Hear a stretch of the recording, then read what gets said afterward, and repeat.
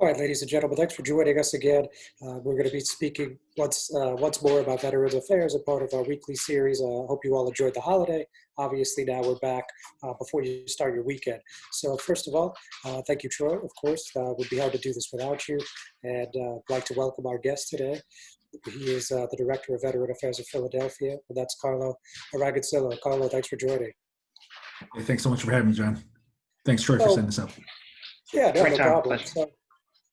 So first of all, I mean, being in Philadelphia, I mean, you're not that far away, but you're not that close either. So just tell us why you wanted to engage with our readers, our viewers, and talk a little bit about what you've been up to and why you think this is still important here in North Jersey and Hudson County. Yeah, sure thing. So just a brief history about myself. So I lived in South Jersey. Actually went to school up in North Jersey and familiar with the area. Frequented New York every once in a while, but always lived down in the Philadelphia area myself. That said, when I started working in the city of Philadelphia as the Director of Veterans Affairs, started to see the space grow and also started to see the reach that Philadelphia had, working with the other cities, New York City, even all the way out to LA, Chicago, DC. So, it's good to connect our resources, and it was just a way to expand and get more of that eyes on Philadelphia. All right, cool. So talking about that, as far as connecting resources goes, could you give me a recent example, especially during COVID-19, where you guys have actually managed to work together and collaborate on something important, something that, affected perhaps the whole tri-state area? Man, let me see. Troy, we met, about 3 years ago? Sounds about Travis Manion Foundation you and I had met in passing a couple different times, and Carlo and I were in conversations it was about 3 years ago, 2 years ago, when I wrote the ordinance to establish the Division of Veterans Affairs in Jersey City. And then the work that Carlo has really done throughout sort of that whole ACELA corridor to build up veterans' capacities, and specifically to do more than just provide benefits, more than just a handout, but to really build a hand up. What Carlo has done, John, in the city of Philadelphia is exemplary. And I think one of the first times we really got a chance to work together was following the Travis Manion Foundation, which is a wonderful veteran service organization that positions veterans to be able to educate and mentor youth about character, leadership, and ethics throughout our schools and throughout our communities. Carlo and I were there for one of their summits, and then afterwards hit it off, and have been working on a couple different collaborations and note sharing and networking ever since. Yeah, and the great thing about that, John, is working with Troy. I hadn't met anybody else in the veteran space, in the government space, and when he was telling me about what he was doing, at the local level, it really helped me out build up some of the blueprints or the playbook behind what is it that the city of Philadelphia could use. So we went a lot back and forth via email, text, phone calls. I mean, it's been a relationship that we built over the years. So, not always talking about how the Eagles, well, not this year, but the Eagles are much better than the Giants. But definitely never had that conversation. We're both honest men. Race to the bottom in this 2020, but I guess that's the theme of the year, right? I know. But in all seriousness, though, working with each other, always pushing each other to build a better organization, a better environment for our veterans. I think that's the best way that between the city of Philadelphia and what Troy has done and where he resides, that's where we come together. Right, and then when you're looking at the differences, I mean, besides the obvious geography, right? So talking about that, what are some things that you think are going really well in Philly that you think could be implemented up north? What do you think are some things going on up north that are going really well that you think could be implemented in Philly? Gotcha. So I had a unique opportunity representing the city of Philadelphia, and as Troy had mentioned to you earlier, where I had a chance to present a workforce development program at the George W. Bush Institute. It was part of a veterans leadership program that was a part of for about 5-6 months down in Texas and actually all throughout the U.S. And the whole concept revolved around veterans working in public service. Literally, the program I coined it as VIPs, Veterans in Public Service. And the whole theme of it was, well, veterans aren't just, the service members you see in uniform when they get out. They're also civilians too. And I think that's one thing that a lot of people tend to forget is, we're not just one-dimensional. There's more to it than that. Be it the skill sets. If you were a truck driver, you have a CDL license. If you worked in IT, or if you worked in professions similar to like law enforcement, or even the medical professions, right? Those direct skills translations. Well, it's more to it than that. You could take some of those tangible skill sets, the hard skill sets, and then maybe some of the soft skills as well, and bring them into the workforce, specifically in public service. And that's something I'm trying to branch out. It is something that is well accepted amongst other city leaders and other organizations, departments I'm working with, city agencies. It's just a matter of actually connecting the dots and making those resources available to service members before they get out of the service. And that's really, John, what's so exciting about what Carlo is doing is expanding our field of vision on who, what, and how veterans are in our communities today. I personally think, and I think we can back it up. And I think you heard this from Joe Bello in our last video.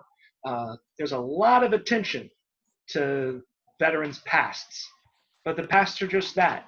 Those are the days gone by, and they should be honored, and they should be celebrated, and they should be congratulated. But I personally think, and I think Carlo and I share this, veterans' best days, the Lord allow, are ahead of them. Mm-hmm. And part of what the conversation in terms of good policy for veterans ought to be is figuring out how do we get our veterans to those better days as quickly as possible. And that's what's unique about the work that Carlo's done down in Philly. It's really taking a look at beyond public safety and first responder opportunities. How do we leverage veterans' education, experience, and potential across the range of public services? That's something we don't talk about as much up here in the North Jersey and greater NYC area.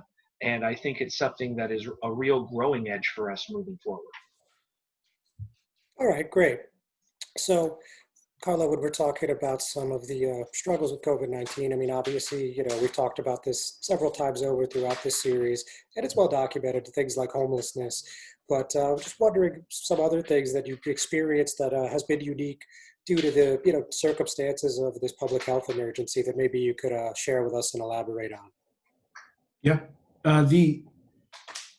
So rather than focus on the negative, not that the question you posed was, but with COVID-19, in terms of how veterans responded and what we've done, it's really been a contribution, and the whole community came together. This COVID-19 is not partisan, right? Like it doesn't decide who, but it really takes all of us. And I saw that at least within the veteran community here in Philadelphia. I'm sure Troy, same as you, where you are, where you have former service members who took off the uniform but still continue to serve, whether it be working at the food banks, doing food drives, donations, stepping in if they have prior medical experience, jumping into field hospitals, setting up field hospitals, working logistics, acting in and serving as project managers for emergency management. So I mean, everybody from all corners of service really stepped up, and at least I can speak to that for Philadelphia. The veteran community really showed up. And that's a really good point too, and that's something that we share here, John, in the Hudson County and greater NYC, North Jersey area, where if you take a look, there are folk in the veteran space who are well equipped to speak to emergency management and how to contribute to a positive, productive, and sustainable response in the midst of a crisis. When we take a look around and we can see that we have folk who have already, think about in just the past 15 to 20 years, you have people in the veteran space up and down the tri-state area from New York all the way down to Philly who responded to the World Trade Center during 9/11, who responded in the 2000s in the aftermath of both Hurricane Katrina and Superstorm Sandy. Like, these are folk who know how to be utilized, how to contribute in a time of crisis, and most importantly, how to be part of a team. So the question becomes, moving forward into 2021, how do we create new opportunities within governmental organizational charts and the nonprofit sector to better leverage a population that wants real workforce development in these areas? So yeah, I mean, it's interesting you talk about working as a team, the emergency management aspect, because obviously now that we're getting towards the point where the vaccine is going to arrive, and the health departments and the first responders are certainly going to use some extra hands, right? I mean, it's going to be all hands on decks for sure. So I just wanted to see if you guys, from either of your perspectives or both, either or, if that's something you've been talking about in terms of ramping up testing in the interim, and then when it's time to actually get the vaccination process underway, if that's something that you could contribute with or help out with, something discussions you've been involved with. I mean, not directly, John. Just to be frank with you, I mean, I know when the National Guard is tagged. I'm not National Guard. I'm still in the Army Reserve. But when they are tagged, I mean, they're going to coordinate obviously with all levels of agencies, local, state, and federal, obviously. We saw that here to a small degree, but now with the vaccine that's coming up soon, hopefully we'll see that in full effect. But as of right now, I mean, I haven't heard anything. I'll keep my ear to the ground. Troy, I don't know if you're able to speak on that. Well, I think it's one of those things that we can talk about as an opportunity. This is a time to really start looking for credible messengers within communities that can join forces and help move forward a public health message. That's what we're talking about here. We're talking about the language of cohesiveness, the language of teamwork, and the language that's at the heart of the notion of never leaving anyone behind. And moving forward, whether we look at this as a health and human services activity at state and local levels, whether we look at this as an activity for clinics and health networks, or whether we look at this purely within the framework of neighborhood associations, these are opportunities for local leaders to reach out to veterans communities and really try to tap and amplify the inherent leadership capacity that's already in place. We have a large number of veterans under the age of 50 who are wanting to get out and be more active in caring for, nurturing, and tending to their own communities. Let's tap that skill. Let's tap that passion. At the same time, for our veterans who are over the age of 50, let's tap that knowledge base, those knowledge centers. Let's tap real mentorship capacities and bring them in at the local level, at the councils, boards, and other entities within local and state governments that make a government response possible. These meetings are already mostly on the public record. They're open meetings. Let's go ahead and invite our veterans communities more thoroughly to the table so we can create opportunities for real volunteerism. We're talking here mostly about formal leadership capacity and creating real platforms for service, but we shouldn't neglect the fact that in our veteran space, we have real volunteer management capacity as well. And we're going to need boots on the ground going into 2021 and getting a strong message out there that people can do and participate in a public health response that cares for all of us. Very good. Now, away from the specific topic of COVID, I mean, Carlo, when we're talking about collaborating with city officials in this difficult year, just tell me some things that you've experienced, good, bad, or indifferent when you're talking to, the city council or anybody else really on the elected level, and how they've been able to be of assistance and how you've been able to be of assistance to them. Yeah. When I started with the city of Philadelphia, again 3 years ago, coming right back home from Iraq, there was no playbook, right? I mentioned that there's no blueprint, there's no playbook, and that's why Troy and I went back and forth a lot, trying to solve this puzzle. that said, the city of Philadelphia is different compared to some of the other larger metropolitan areas. We have 17 council members. Obviously the different city agencies is, I think, about 110 city agencies. So when I said it takes all of us, it literally takes all different agencies and organizations because of the intersection within public government, public service. That said, the strategy that we built that I'm working with now with the VA, not just the medical center, but also VBA, Veterans Benefit Administration, and obviously the Veterans Cemetery Administration as well. So there's three functions within the VA at the federal level, working with the state, and then also down at the city level with the 110 different agencies. It takes all their buy-in to come up with a cohesive strategy. And that's been the issue, I think, that's plagued city of Philadelphia for some time. And I think some of the other cities as well, is that, because there's so many moving parts and so many different organizations and so many 501c3 nonprofits, everyone's kind of going in every different direction. But if we're able to focus on the one and say, hey, if we put all our weight or our shoulder behind this one effort, then at least we'll have some headway. And, one of the biggest gaps that I've seen in working in the veteran space is that people just don't know what they are eligible for in terms of services, benefits, don't think that they are eligible for them. And part of that, to demystify that is first things first, get them registered into the VA and let the VA decide, hey, you are eligible for this or you're not eligible for that. So there's this large gap, and we have 60,000 veterans in the city of Philadelphia, Philadelphia County. But the issue still remains.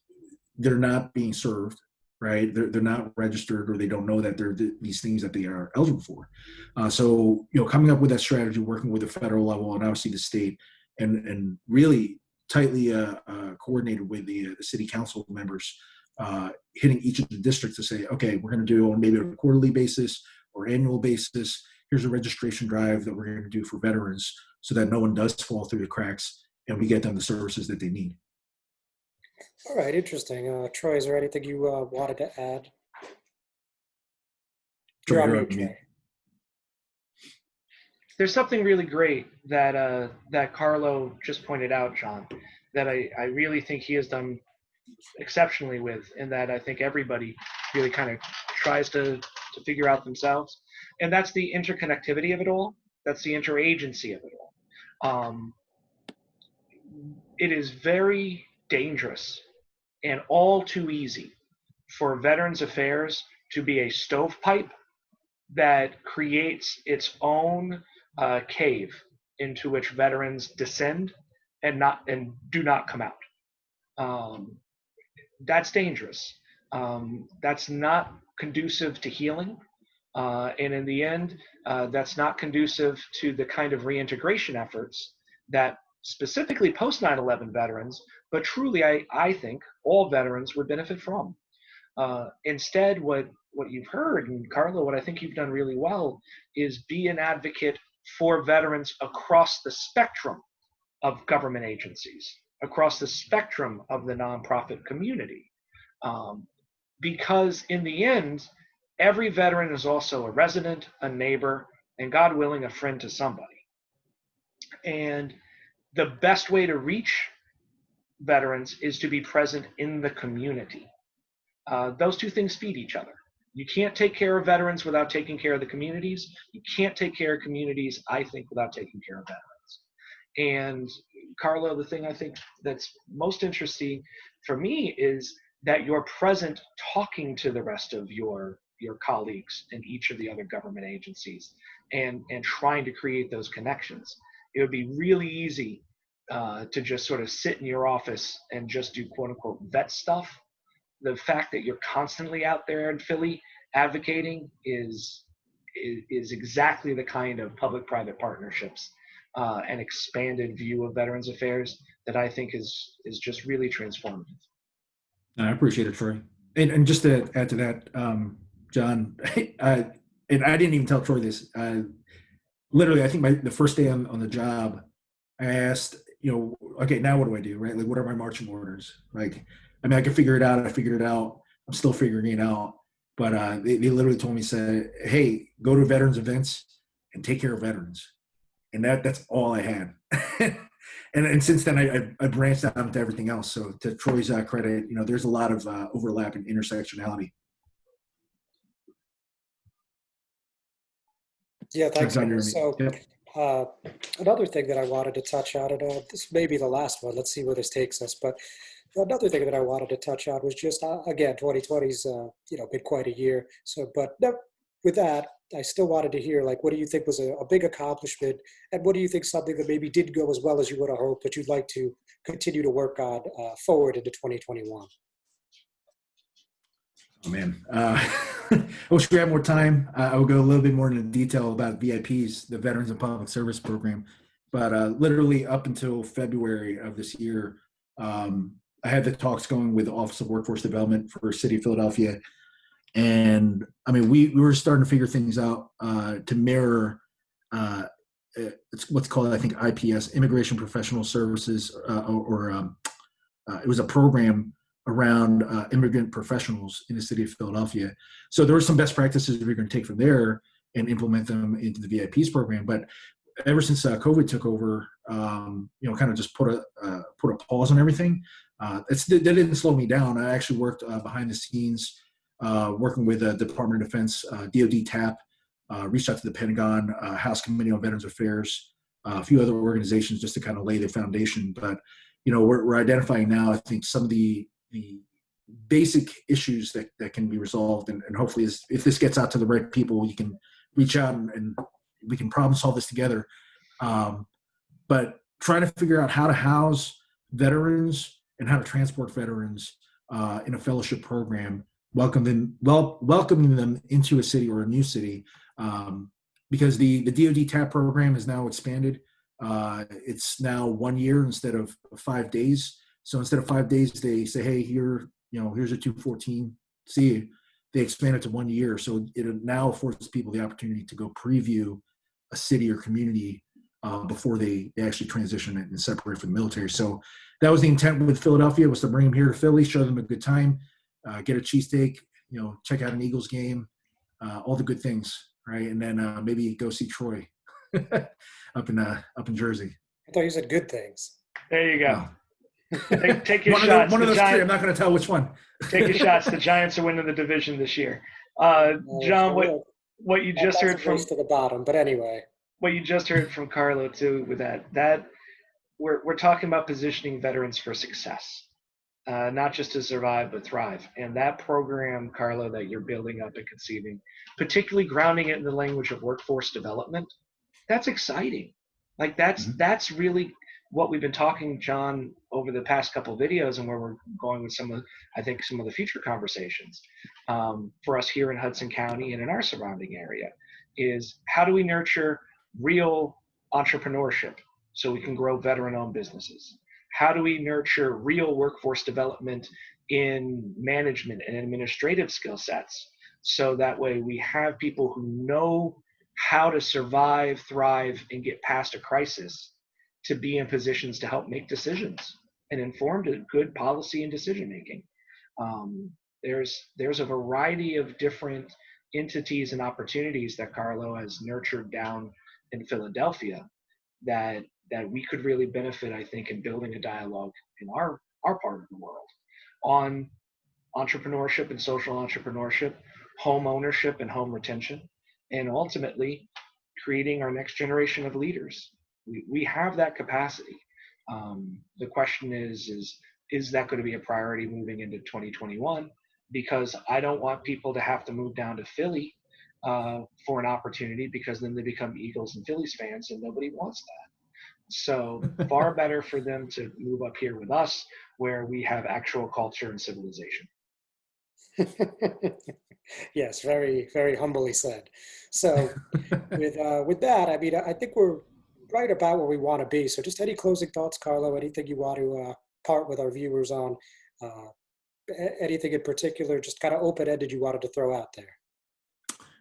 Yeah, but Troy, I guess, can we throw the socials out there, the ats and all that stuff for Instagram, Twitter? Well, first of all, I want to go ahead and thank you, not just as a buddy and as a colleague, a peer and a friend, but also as commander of Weehawken American Legion Post 18. Like, our Legionnaires really appreciate everything that you've done to build bridges throughout our region. And we look forward to you coming up and visiting, putting your picture up on our new website, legionpost18.org. And please share all your contact info. And then one last thing, if you can also talk a bit about this work that you've done to nurture entrepreneurship. I know you got Bunker Labs down there with you in Philly. If you could talk about some of the work that you've done with that in your area. Yeah, sure thing. And I know we're coming up on time, so I'll make this real quick. But so Bunker Labs, Troy, I don't know if you have one by you. I know up in New York City they definitely do. But Bunker Labs kind of acts as an incubator. It's a nonprofit organization, veteran-owned and operated, and they have chapters all throughout the U.S. I think over 50 different areas. And what it does is it allows veterans a platform to build their organization, build their business, and also use the mentorship and the other resources within that organization, and really creating a network of entrepreneurs, veteran entrepreneurs. There's also another organization called the Greater Philadelphia Veterans Network, GPVN. Troy, I don't know if you've so with GPVN, they're coming up. They have a virtual veteran Shark Tank coming up this coming Monday to kick off Army Navy week. Army Navy game, go Army, beat Navy. But that said, it's, I think the purse, or the prize rather, is $50,000. It's a competition, pretty much like a Shark Tank, but it's all veteran operated businesses, veteran owned and operated businesses. And then also we just launched a Greater Philadelphia Area Veterans Chamber of Commerce. So that's fairly new as well. But yeah, I just want to take this time to say thank you both, John. Thank you, Troy, for setting this up. And again, it's my honor. I really appreciate it. But if you want to reach out to me at PHL Veterans, PHL for Philly Veterans, you also go to our website, phlveterans.com, or email at info@phlveterans.com. Excellent. Thanks a lot. It was great to talk to you, Carlo, Troy. Again, always nice to see the setup. Sorry to prolong the weekend, but I think we had a pretty productive dialogue. But with that, I don't want to keep you any longer. Let's call it a day here. Thank you so much again, and hopefully we'll all speak soon. Definitely. Nice meeting you. Thank you, John. All the best. God bless. Out here.